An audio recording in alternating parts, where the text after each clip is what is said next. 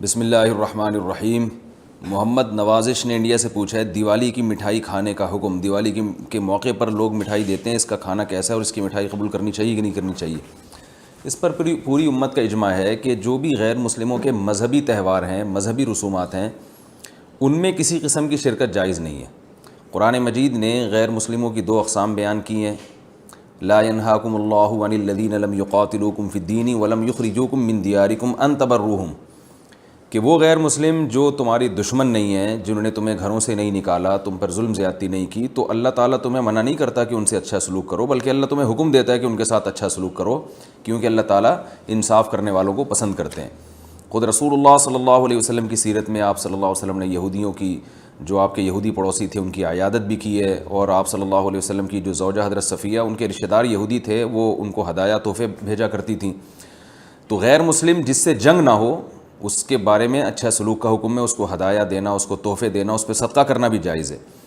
لیکن اس کی ایک باؤنڈری ہے، وہ یہ ہے کہ ایسا نہ ہو کہ آپ ان کے مذہبی معاملات میں، ان کی مذہبی رسومات میں شرکت کرنا شروع کر دیں، کیونکہ کسی بھی طرح سے ان کے مذہب کو اپریشیٹ کرنا، اس کی حوصلہ افزائی کرنا جائز نہیں ہے، کیونکہ یہ اس کی علامت ہے کہ آپ کو اپنے برحق ہونے پر اطمینان نہیں ہے۔ لوگ یہ کہتے ہیں کہ وہ بھی تو ہماری عید میں شریک ہوتے ہیں، تو دیکھیں ان کے مذہب میں یہ اجازت ہے کہ ہماری عید میں اور ہمارے تہوار میں شریک ہوں، ہمارے مذہب میں اجازت نہیں ہے، تو ہم تو اپنے مذہب کو فالو کریں گے۔ ہمارے مذہب میں کرسمس ہے یا جو بھی ان کے مذہبی تہوار ہیں، ان میں کسی بھی قسم کی شرکت کی ہمیں شریعت میں اجازت نہیں دی ہے۔ ہاں، قرآن میں اللہ نے دوسرے مقام پہ فرمایا کہ اس کی گنجائش دی ہے کہ الا ان تتقوا منہم تقاہ، کوئی خطرہ ہو، اندیشہ ہو، آپ ایسی جگہ پہ رہتے ہیں جہاں غیر مسلموں کا غلبہ ہے، اور اگر آپ نے بالکل ہی بائیکاٹ کر کے رکھا تو آپ کو خطرہ ہے کہ وہ یعنی آپ پہ ظلم زیادتی کریں گے، تو ظلم سے بچنے کے لیے یا زیادتی سے بچنے کے لیے جس حد تک یعنی آپ ان کے ساتھ رہ سکتے ہیں یا گنجائش ہے اس میں، جس حد تک آپ ان کے ساتھ جو ہے وہ جوڑ پیدا کر سکتے ہیں تو کریں، لیکن بلا وجہ بڑھ چڑھ کے ان رسومات میں حصہ لینے کی شریعت میں بالکل اجازت نہیں ہے۔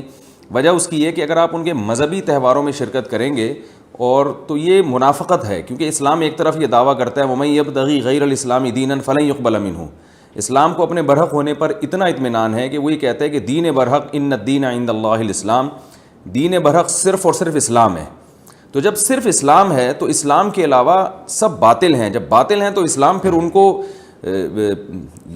اپریشیٹ کرنے کی کسی صورت میں اجازت نہیں دے سکتا۔ یہ ایسا ہی ہے جیسے آپ کہیں کہ فلاں آدمی چور ہے اور میں اس کی چوری کو غلط بھی سمجھتا ہوں، ٹھیک ہے، آپ اس کے ساتھ احسان کریں گے، اس کے ساتھ اس نے سلوک کریں گے، لیکن چوری کے معاملے میں آپ اس کی رہنمائی کرنا شروع کر دیں یا اپریشیٹ کرنا شروع کر دیں، یا وہ چوری کر کے لائے اور آپ اس کا مال کھانا شروع کر دیں، تو یہ پھر منافقت کہلائے گی۔ یہ اس کی علامت ہے کہ آپ کے چوری کے بارے میں وہ جذبات نہیں ہیں جو ہونے چاہیے۔ تو اسلام نے غیر مسلم کے ساتھ حسن سلوک کا حکم دیا، مگر اس کے مذہب کے معاملے میں دو ٹوک بتا دیا ہے کہ کسی قسم کی مذہبی رسوم میں ہم ان کے ساتھ شریک نہیں ہوں گے، بائیکاٹ کریں گے، اور ہم یہ کہیں گے کہ لکم دینکم ولی دین، آپ کے لیے آپ کا دین ہے، ہمارے لیے ہمارا دین ہے۔ اور اس بارے میں صحیح حدیث بھی ملتی ہیں۔ حضرت انس بن مالک رضی اللہ تعالیٰ عنہ فرماتے ہیں کہ ہم مدینہ میں تھے، ایک خاص تہوار تھا جو شروع سے اہل عرب کا چلا آ رہا تھا، ہم وہ تہوار منایا کرتے تھے، تو آپ صلی اللہ علیہ وسلم نے ہمیں اس تہوار سے منع کر دیا، اور آپ صلی اللہ علیہ وسلم نے فرمایا کہ اللہ تعالیٰ نے ہمیں اس کے بدلے میں دو تہوار دے دیے ہیں، ایک عید الفطر اور عید الاضحیٰ۔ تو آپ نے یہ نہیں کہا کہ مسلمانوں کا تہوار عید الفطر اور عید الاضحیٰ ہے تو یہ بھی مناؤ، اور وہ پرانا جو آ رہا ہے چلو وہ بھی مناتے رہو، اس کو منع کر دیا، اور فرمایا کہ جب اللہ نے ہمیں بدلے میں اس سے اچھے تہوار دے دیے ہیں تو اب ہم ان تہواروں کو نہیں منائیں گے۔ تو تہوار کو منانا یہی ہوتا ہے کہ آپ ان کے ساتھ مٹھائی میں شریک ہو جائیں یا ان کے ساتھ رنگ رلیوں میں شریک ہو جائیں، کسی بھی طرح سے شرکت ہوگی تو وہ منانا ہی کہلائے گی، لہذا اس کی اجازت نہیں ہے۔ محمد معین کویت سے پوچھتے ہیں اسلام کے بنیادی عقائد کون کون سے ہیں؟ اسلام کے کتنے عقائد ہیں جن میں اختلاف کی گنجائش نہیں؟ کیونکہ ہر مسلک والے اپنی عقائد کی دعوت دیتے ہیں۔ اسلام کے جو بیسک عقائد ہیں نا، جو قرآن اور سنت میں ہیں، ان کو علماء نے ایمان مفصل اور ایمان مجمل میں ذکر کر دیا ہے۔ بعض لوگ یہ کہتے ہیں کہ یہ ایمان مفصل ایمان مجمل کسی حدیث سے دکھاؤ، تو یہ بھی ایک جہالت والا سوال ہے۔ ایمان مفصل اور ایمان مجمل اس ترتیب سے حدیث سے نہ بھی ہو، لیکن جو ایمان مفصل اور ایمان مجمل میں ہم جن چیزوں کا اقرار کرتے ہیں وہ سارے قرآن و سنت سے ثابت ہیں۔ تو آمنت باللہ و ملائکتہ و کتبہ و رسلہ والیوم الآخر والقدر خیرہ و شرہ من اللہ تعالی والبعث بعد الموت، کہ اللہ پر ایمان، کہ اللہ موجود ہے، اس کی توحید پر ایمان، اور اس کے فرشتوں پر ایمان, اس کی تمام کتابیں جو مشہور 4 کتابیں ہیں, تورات, زبور, انجیل, قرآن پاک, اور تقدیر پر ایمان کہ جو اچھا برا ہے پہلے سے وہ طے شدہ ہے. تو یہ سب چیزوں پر ایمان جو ہے یہ ایمان یعنی یہ بنیادی اسلام کے عقائد ہیں. اس کے علاوہ قرآن نے جو جنت اور جہنم بیان کیا, میدان یعنی مرنے کے بعد ایک زندگی ہے, پھر قبر کا عذاب, اور ختم نبوت, رسول اللہ صلی اللہ علیہ وسلم آخری نبی ہیں, تو یہ اسلام کے بیسک عقائد ہیں. اور پھر کچھ چیزیں ایسی جن کا اعمال سے تعلق ہے, جن کو نبی صلی اللہ علیہ وسلم نے حدیث جبریل, جو مشہور حدیث بخاری مسلم کی, اس میں بیان کیا کہ جبریل علیہ السلام رسول اللہ صلی اللہ علیہ وسلم کے پاس آئے, آپ صلی اللہ علیہ وسلم سے پوچھا مل ایمان, ایمان کیا ہے؟ تو آپ نے انہی چیزوں کا نام لیا کہ ان چیزوں پر ایمان لانا. پھر پوچھا اسلام کیا ہے؟ تو آپ نے فرمایا کہ 5 ٹائم نمازیں قائم کرنا, زکوٰۃ ادا کرنا, رمضان کے روزے رکھنا اور حج کرنا. تو یہ 4 چیزوں کی فرضیت کا جو شخص انکار کرے گا, 5 نمازوں میں سے ایک نماز کا انکار کر دے, وہ بھی اسلام سے خارج ہے, چاہے کسی بھی مسلک سے اس کا تعلق ہو. حج کا انکار کر دے وہ بھی اسلام سے خارج ہے, زکوٰۃ کا انکار کر دے وہ بھی اسلام سے خارج ہے. تو یہ جو اور رمضان کے روزوں کا انکار کر دے, کسی ایک روزے کا بھی انکار کر دے, وہ بھی اسلام سے خارج ہے. تو یہ 4 اعمال اسلام میں ایسے ہیں جو طے شدہ ہیں, متواتر ہیں, ان میں سے کسی ایک کا انکار کرنا یہ بھی کفر ہے. تو یہ موٹے موٹے عقائد ہیں. اس کے بعد پھر تفصیل میں جب ہم جتنا زیادہ گہرائی میں جائیں گے تو اس میں اختلاف ہوگا. اس اختلاف کا کسی کو نہ بھی پتہ ہو تو کوئی حرج نہیں ہے. میں اس پر ایک اکثر چٹکلا سناتا ہوں. ایک صاحب تھے سعودی عرب سے, مجھے بار بار کہہ رہے تھے آپ حیات النبی, ممات النبی پر ڈیٹیل میں بیان کریں. تو میں نے کہا یار یہ کوئی اسلام کے بنیادی عقائد میں سے نہیں ہے. انہوں نے کہا نہیں, یہ تو کفر اور اسلام کا مسئلہ ہے. تو میں نے کہا آپ کی بیگم کے بارے میں آپ کو پتہ ہے کہ وہ حیاتی ہیں یا مماتی ہیں؟ تو کہنے لگا اس بیچارے کو کیا پتہ ان مسائل کا. تو میں نے کہا اس کے باوجود آپ اس کو مسلمان سمجھ رہے ہیں اور آپ سمجھ رہے ہیں کہ آپ کا نکاح اس سے ہو گیا. تو جیسے آپ کی بیگم کو ان مسائل کا نہیں پتہ پھر بھی مسلمان ہیں, تو اسی طرح لاکھوں کروڑوں مسلمانوں کو اگر اس عقیدے کا نہیں پتہ ہوگا تو انشاءاللہ وہ بھی مسلمان ہی ہوں گے.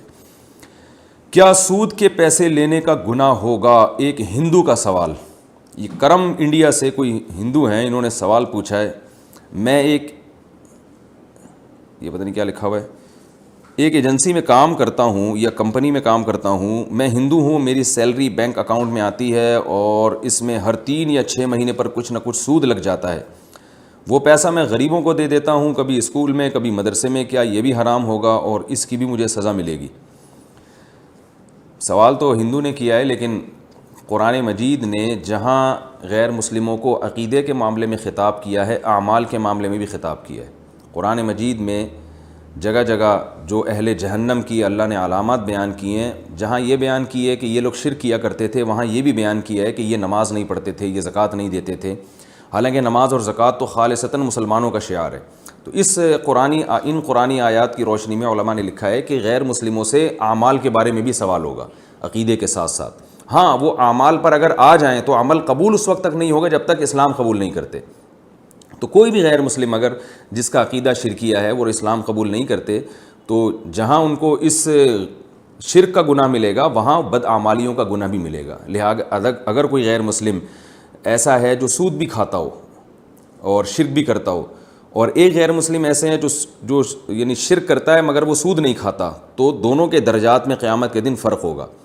اس لیے کہ قرآن مجید سے اور احادیث سے ہمیں یہ بات پتہ چلتی ہے کہ غیر مسلموں کے بھی سزا کے مختلف درجات ہوں گے. جو جرائم کا ارتکاب کریں گے ان کی سزا زیادہ ہوگی, جو جرائم کا ارتکاب نہیں کریں گے ان کی سزا کم ہوگی. تو اس لیے اگرچہ آپ ہندو ہیں تو سب سے پہلے میں آپ کو دعوت دوں گا کہ آپ خالص توحید کی طرف آئیں. پتھر سے بنے ہوئے بت ہیں جو ہم اپنے ہاتھ سے بناتے ہیں, ان کی عبادت کرنا یہ بالکل عقل کے خلاف ہے, اور یہ کسی کو بھی قیامت کے دن اللہ کے عذاب سے نہیں بچا سکتے. تو آپ پورے اسلام میں داخل ہو جائیں, اور ساتھ ساتھ آپ اگر سود سے بچ رہے ہیں تو یہ بہت اچھی بات ہے. یہ چیز بھی انشاءاللہ آپ کی فائدے کا سبب بنے گی. اور بسا اوقات غیر مسلم کی نیکی اس کے مذہب کی تبدیلی کا ذریعہ بن جاتی ہے. حدیث میں آتا ہے کہ ایک صحابی رسول اللہ صلی اللہ علیہ وسلم کے پاس آئے اسلام قبول کرنے. پھر انہوں نے اپنا واقعہ سنایا کہ یا رسول اللہ, میں نے زمانہ جاہلیت میں 100 لڑکیوں کو زندہ دفن ہونے سے بچایا ہے.